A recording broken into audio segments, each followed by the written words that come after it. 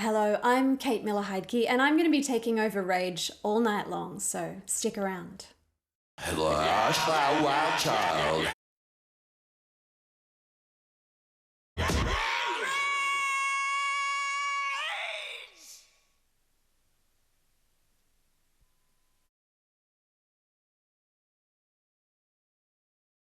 We're going to hear a song now that I first heard at music school. They taught this song to us, and I remember that feeling of just sitting in class completely speechless. It sounded like nothing I'd ever heard in my life. It sounded like the future, like a beautiful, mysterious alien was singing to us, and it still sounds like that. I can't even imagine what it must have sounded like when it first came out in 1982, when it was, a hit. It's just incredible to me. And Laurie Anderson, is a luminary. She continues to make incredible art now into her late 70s, I think. And this is just one of those formative pieces. This is Oh Superman by Laurie Anderson.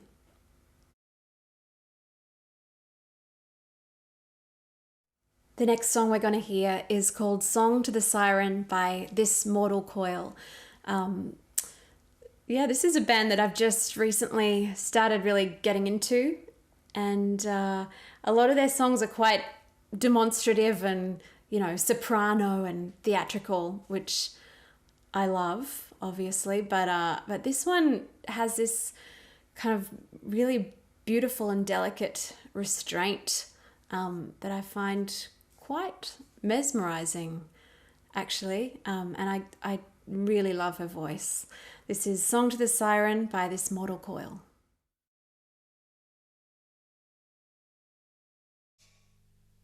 We're about to watch a video from 1976. It's a live video of Nina Simone singing the song Stars. This is a song that I grew up with and used to play as a teenager. But where Nina Simone takes it is just incredibly powerful. She's one of those performers, watching videos of her, I don't even want to blink. I just don't want to miss anything. I'm not sure that her sort of fierce, potent performances have ever been rivaled by anyone on the planet. And I think her strength and her intensity is only matched by these moments of real raw vulnerability, and it's just intoxicating. So here's Nina Simone with the song Stars.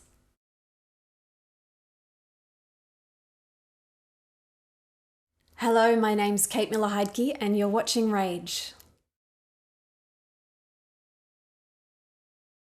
The video you're about to watch is the song I'm Jealous by the band Divinals. I was lucky enough to get to work with Chrissy Amphlett for a few months on a show in Brisbane called Women in Voice, and it was a hugely formative experience for me just getting to watch her work.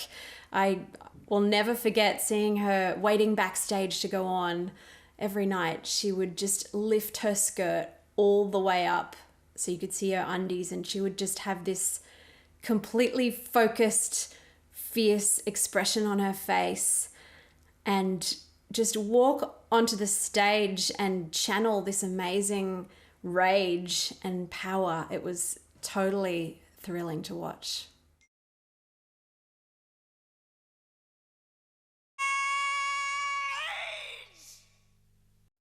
Suzanne Sundfør, I hope I'm saying that right, is one of my absolute favorite singers and songwriters.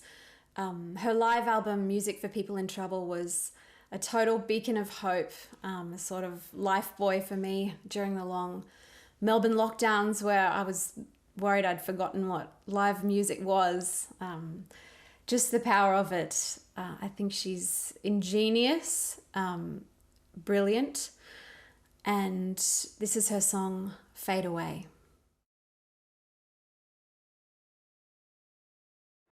Hi, I'm Kate Miller-Heidke, and you're watching Rage.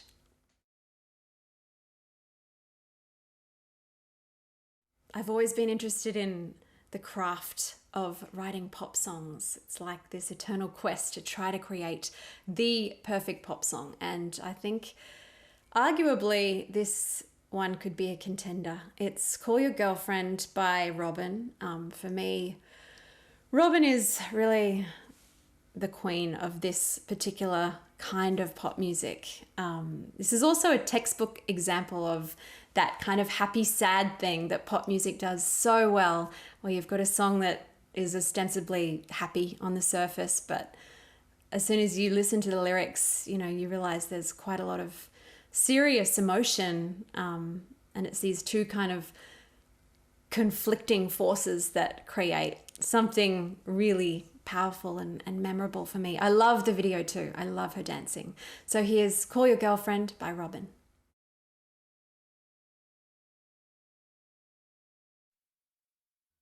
The next song we're going to hear is called Introvert. It's by a relatively new artist called Little Simz.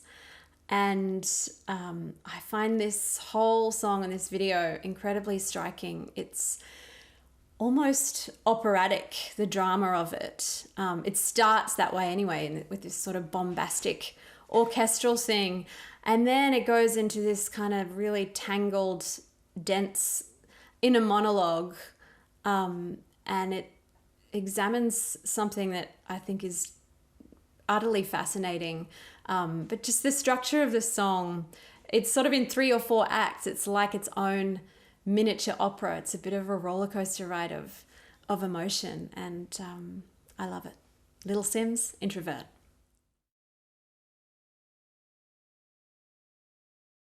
We're about to hear a song by another one of my absolute favorite writers and performers. This is Native Tongue by the artist Moju. I think the use of the choir in this song is a total stroke of genius, and the subject matter is something so powerful, something I've never really heard expressed in a song before, but the first time I heard it, it was like a gut punch, and it still is, you know, every time I listen to it, which is quite a lot. And I love that the video really matches her intensity and her righteous rage. This is Native Tongue by Moju.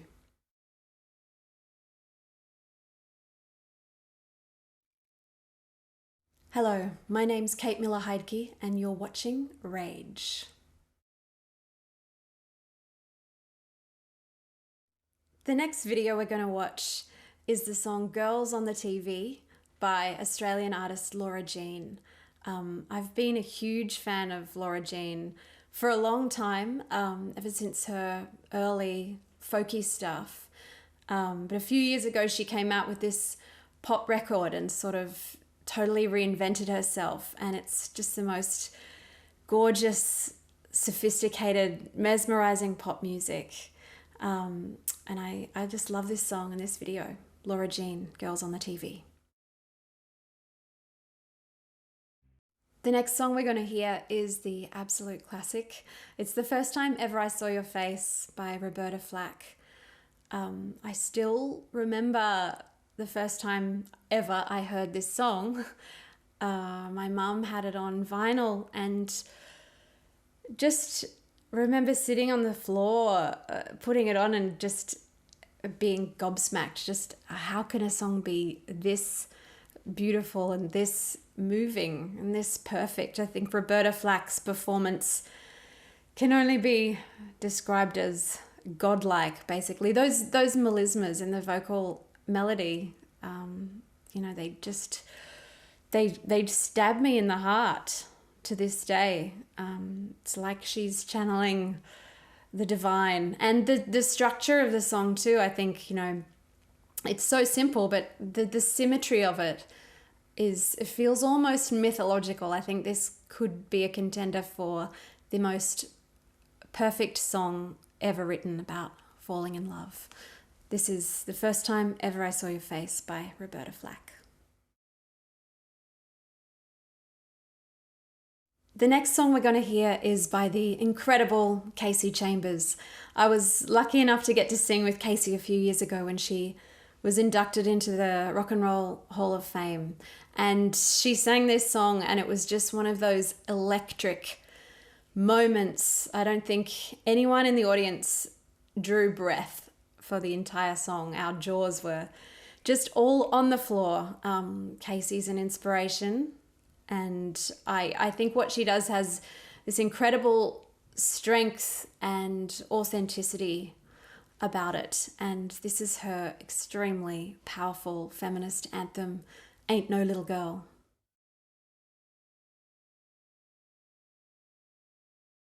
The next song we're going to hear is by Ainsley Wills, and it's called Society. I've been a big fan of Ainsley's for a long time. I love her music. I love her voice, the rich timbre of it. I think it's just stunning. And this song, I think, is a masterpiece. I found it really striking from the first time I heard it. You know, I think it's the directness of the lyric. It's so raw and conversational, and it's about being a people pleaser and having anxiety. And I think it's just incredibly relatable. And I've in my view, this song's a classic. Society by Ainsley Wills. Now we're going to hear what's possibly my favorite song of all time by definitely my favorite artist of all time. This is Joni Mitchell live with A Case of You. I first heard this song and this record when I was about 14, and it's the album that turned me into a songwriter. It just completely cracked my whole world open. And yeah, this song in particular, I mean, those lyrics, I could drink a case of you and I would still be on my feet. I think at age 14, I didn't even really know what that meant, but the raw emotion, the complexity, and the beauty of it was undeniable.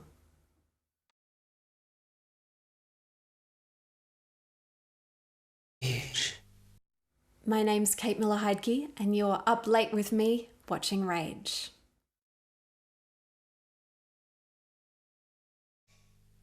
The next song we're going to hear is by Alison Krauss and Union Station, and it's called Let Me Touch You for a While.